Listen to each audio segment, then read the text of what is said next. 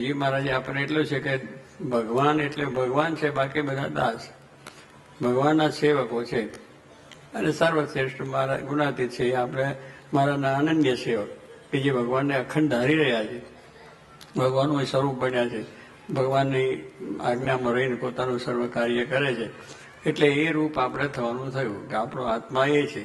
અને એ આત્મા જો આપણે થયા તો પછી સુખ દુઃખના ભાવ રહે નહીં. પછી માન થાય, અપમાન થાય, કોઈ રહે તે કંઈક બોલો હું અક્ષર છું. એટલે અક્ષરને કોઈ નાત નથી, જાત નથી, કોઈ દેશ નથી, પરવાર નથી, બાળક નથી, યુવક નથી, કિશોર નથી, કોઈ જ નથી.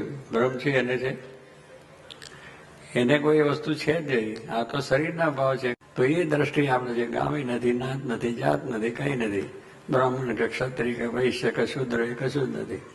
એ જે આપણો ભાવ છે એ દ્રઢ કરવા માટે ભગવાન શ્રીજી મહારાજની આજ્ઞા ઉપાસના એટલી દ્રઢ થાય તો આપણામાં બધી જાતના ભાવ ટળી જાય. દેહ ભાવ ટળી જાય, વાસનાઓ ટળી જાય, પંચ વિષય ટળી જાય, સુખિયા થઈ જાય. નિર્વાસનિક જેને કહેવાય છે, એકાંતિક જેને કહેવાય, ધર્મ, જ્ઞાન, વૈરાગ, ભક્તિ, એ બધી આપણી દ્રઢતા થઈ જાય.